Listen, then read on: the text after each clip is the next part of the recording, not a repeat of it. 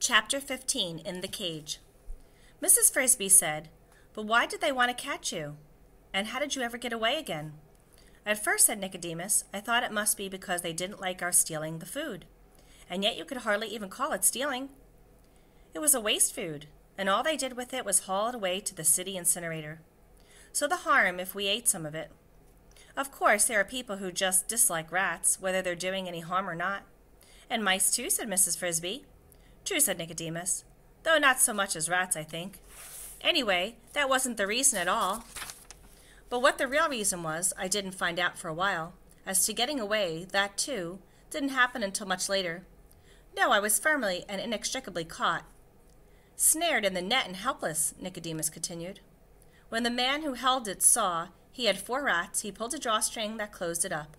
He put the net down and picked up another, an empty one. He moved on into the square, leaving us to lie there. I tried gnawing my way out, but the strands were made of some kind of plastic, as hard as wire. The noise and movement began to die down eventually. I suppose the rats in the square had either been caught or had escaped. I heard one man call to another, 'I guess that's the lot.' Someone else was turning a light this way and that, searching the rest of the market area. Not a one to be seen. We could hide and wait for another wave. There won't be another wave. Not tonight. Probably not for 4 or 5 nights. Word gets around." "You mean they communicate?" a third voice. "You bet they communicate. And the next time they do come, you can be sure they'll case the place carefully. We were lucky. These rats hadn't been bothered for years. They'd grown careless." "How many did the lab order?" Someone turned out the lights, one at a time. 5 dozen. "How many have we got?" "About that, maybe more." "Let's load the truck." In a minute or so, I felt myself being lifted up and swinging back and forth in the net. I was carried with my 3 companions to the white truck I had seen earlier. Its back doors were open, and it was lighted inside. I could see that its whole interior was a large wire cage. Into this our net was thrust. The man then opened the drawstring, and we were dumped onto the floor, which was covered with sawdust. The other nets were emptied one at a time the same way, and in a few minutes there was a good-sized crowd of us on the floor, all more or less dazed, and all, if I was typical, terrified. The cage was locked, the doors clanged shut, and the lights went out. I heard the truck motor start. A second later the floor lurched beneath me. We were moving. Where were they taking us? For what purpose? Then in the dark I heard a voice beside me. "Nicodemus?" It was Jenner. You can imagine how glad I was to hear him, but I was sorry too. "Jenner, I thought maybe you'd got away. I was in the last net. I thought I saw you across the floor." "Where are we going?" "I don't know." "What's a lab?" "A laboratory." "Yes, but what is it?" "I don't know. I've just heard the word somewhere." "Well, I think that's where we're going, whatever it is." The truck rumbled along through the dark, over bumpy streets at first, then a higher speed, over a smooth highway. There were no windows in the back, so it was impossible to see where we were going.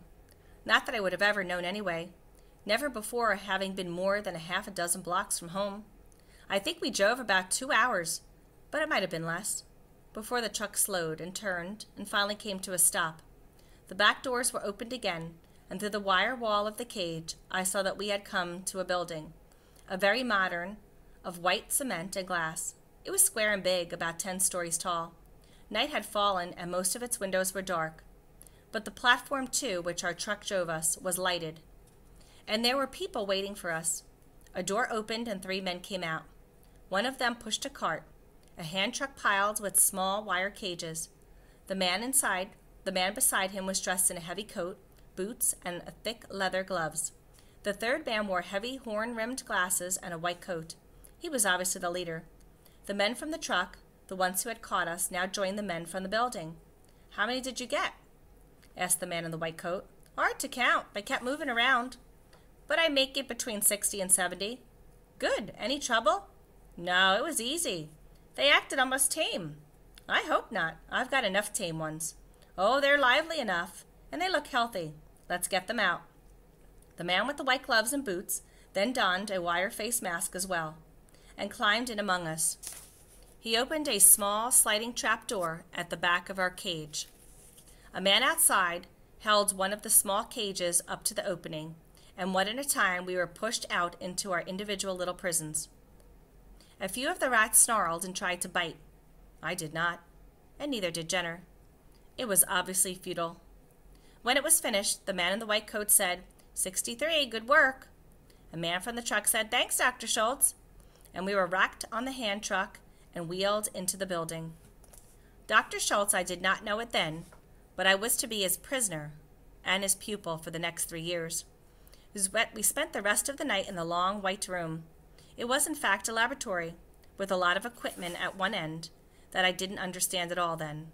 Bottles and shiny metal things and black boxes with wires trailing from them, but our end held only rows of cages on shelves, each cage with a tag on it, and each separated from its neighbor by wooden partitions on both sides. Someone came around with a stack of small jars and fastened one to my cage. A little pipe led through the bars like a snipping straw, drinking water. Then the lights were dimmed and we were left alone. The cage was my home for a long time. It was not uncomfortable.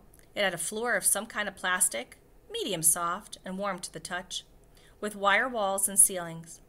It was airy enough, yet just the fact that it was a cage made it horrible. I, who had always run where I wanted, could go 3 hops forward, 3 hops back again, and that was all. But worse was the dreadful feeling, I know we all had it, that we were completely at the mercy of someone we knew not at all. For some purposes we could not guess. What were their plans for us? As it turned out, the uncertainty itself was the worst suffering we had to undergo. We were treated well enough, except for some very small, quick flashes of pain, which were part of our training, and we were always well fed, though the food, scientifically compiled pellets, was not what you'd call delicious.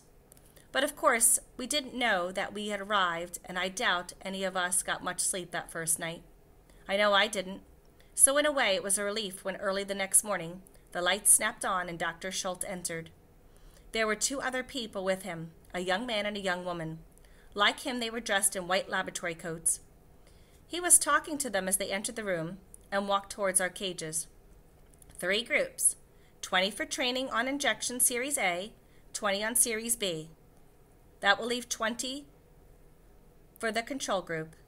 They get no injections, all except to keep the test exactly even. We will prick them with a plain needle. Let's call the groups A, B, and C for control. Tag them and number them A1 through A20, B1 through B20, and so on. Number the cages the same way, and keep each rat in the same cage throughout. Diet will be the same for all. When do we start the injections? As soon as we go through with the tagging. We'll do that now. George, you number the cages and the tags in the cages. Julie, you tie them on and I'll hold. So the young woman's name was Julie and the young man was George. They all put gloves on, long, tough plastic ones that came to their elbows. One by one we were taken from our cages, held gently but firmly by Dr. Schultz, while Julie fastened around each of our necks a narrow ribbon of yellow plastic bearing a number. I learned eventually that mine was A10. They were kind, especially Julie. I remember that when one rat was being tagged, she looked at it and said, "Poor little thing, he's frightened. Look how he's trembling." "What kind of biologist are you?" said Dr. Schultz. "The poor little thing is a she, not a he." When my turn came, the door of the cage slid open, just enough for Dr. Schultz to put his gloved hand through. I cowered to the back of the cage, which was just what he expected me to do. One hand pressed me flat against the wire wall. Then his fingers gripped my shoulders. The other held my head just between the ears, and I was powerless. I was lifted from the cage and felt the plastic collar clipped around my neck.